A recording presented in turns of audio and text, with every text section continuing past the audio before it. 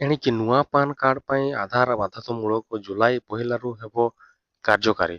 ତ ଦେଖନ୍ତୁ ନୂଆ ପାନ ପାଇଁ ଆଧାର କାର୍ଡ ବାଧ୍ୟତାମୂଳକ କରାଯାଉଛି।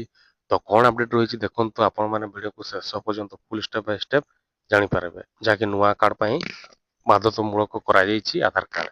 ତ ଦେଖନ୍ତୁ ନୂଆ ପାନ କାର୍ଡ ପାଇଁ ବାଧ୍ୟତାମୂଳକ ହେବ ଆଧାର। ଜୁଲାଇ 1ରୁ ଏହା କାର୍ଯ୍ୟକାରୀ ହେବ। ଏଭଳି ଏକ ଯୋଜନା ଉପରେ କେନ୍ଦ୍ରୀୟ ପ୍ରତ୍ୟକ୍ଷ ଟିକସ ବୋର୍ଡ ଯୋଜନା କରୁଥିବା ଜଣାପଡିଛି। ଡିଜିଟାଲ ଭାରତ ଅଭିଯାନର ଏହା ଅଂଶବିଶେଷ। ଏହା ସହିତ ଟିକସ ଦାଖଲ ସମ୍ପୃକ୍ତ ପାନ ପାଇଁ ଆବେଦନ କରିବା ସମୟରେ ନାଁ, ଜନ୍ମ ପ୍ରମାଣପତ୍ର ଏବଂ ଯେକୌଣସି ଏକ ପ୍ରମାଣପତ୍ର ଦରକାର ହେଉଛି ଏବଂ ଆଧାର କାର୍ଡକୁ ବାଧ୍ୟତାମୂଳକ କରାଯିବ।